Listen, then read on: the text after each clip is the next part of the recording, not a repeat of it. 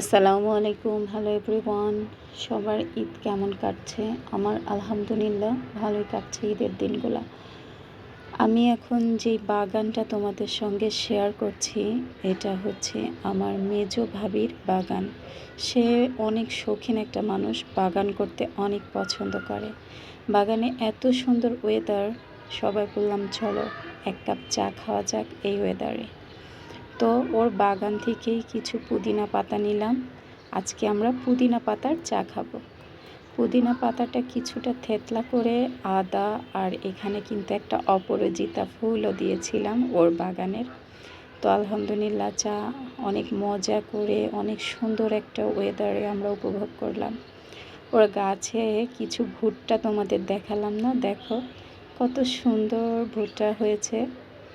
মাশাআল্লাহ, দানা কম হয়েছে কিন্তু দেখতে কিন্তু সো কিউট।